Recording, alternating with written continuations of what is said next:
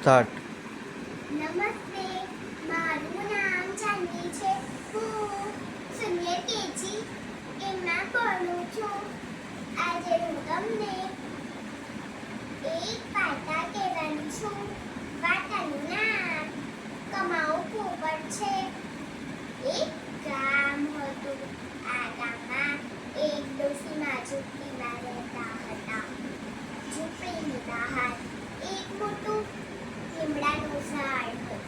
આ ઝાડ ઉપર ઘણા બધા પક્ષીઓ આવે. ડોશીમાએ આમાંથી કાગડો અને પોપટને પાળેલા હતા. કાગડો અને પોપટ ડોશીમાના ઘરના બધા જ કામ કરે. કાગડો અને પોપટ પાક્કા દોસ્ત હતા. એક દિવસ ડોશીમાએ કાગડો અને પોપટને જંગલમાંથી લાકડા મેળવવાનું કામ સોંપ્યું. બંને જંગલમાં ગયા. પોપટ તો ભૂરો અને ડાયો હતો. એને તો જંગલમાંથી બધા જ લાકડા મેળવી લીધા.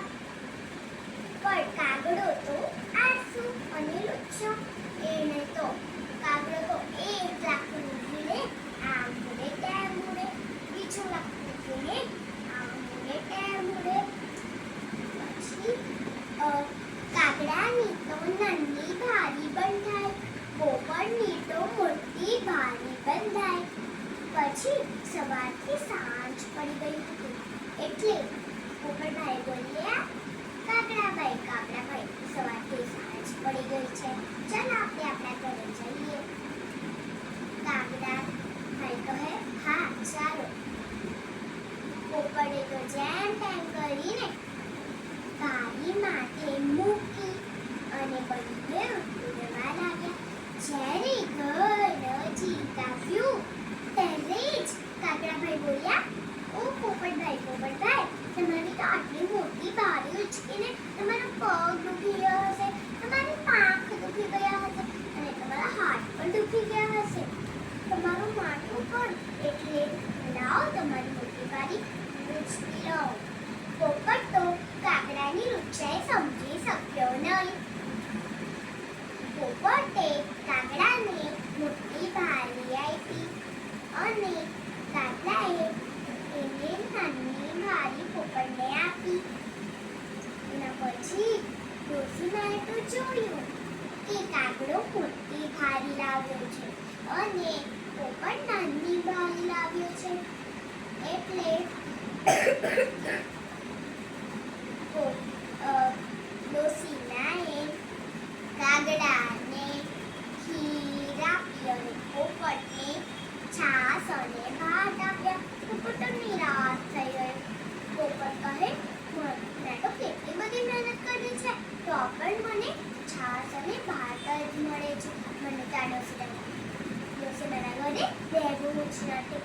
પોપટ તો ઘર છોડીને ચાલ્યો ગયો અને વિચાર કરવા લાગ્યો, હવે હું ના જાઉં. પોપટ તો એના કાકાના ઘરે ગયો અને બારણા ખખડાવ્યા. પોપટ બોલ્યો, કાકા બારણા ઉઘાડો, આંગળિયા બળાવો, પાણીના છંટાવો, પાથરના પથરાવો, ઢોલીના બેસાડો, શરણાયો વગડાવો. પોપટ નાચીને રૂપિયા કુમકુમ થાય. પછી કાકા તો પોપટનો વાત સમજી ગયા. કાકા બોલ્યા, એ પોપટ, તું મને શું પૈસા કમાઈ આપવાનો? ચાલ્યો જાય અહીંયાથી. પોપટ તો નિરાશ થઈને ચાલ્યો ગયો. પોપટ તો વિચાર કરવા લાગ્યો, શું કામ જાઉં? પોપટ તો એના કાકાના ઘરે ગયો.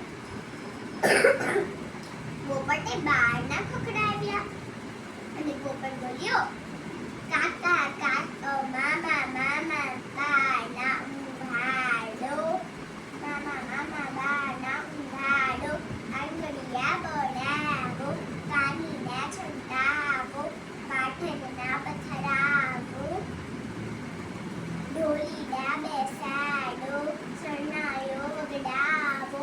પોપટ નાચીને રૂપિયા ખુમખુમ થાય. મામા પણ પોપટનો વાત સમજી ગયા. મામા બોલ્યા, એ પોપટ તું મને શું પૈસા કમાયા રમવાનો ચાલ્યો જાય અહીંયાથી તો આટલે રમવું છે પોપટને આ થઈ એની ફોઈના ઘરે ગયો પોપટ બોલ્યો તો ફોઈ તો મારી ફોઈ બા તો મને ચોક્કસ બોલાવશે તેના ફોઈ બાના ઘરે ગયો એને બહારના ખખડાવ્યા ફોઈ બા બારના ઉંગાડો આંગળિયા બોડાવો પાણીના છંટાવો પાથરના પથરાળો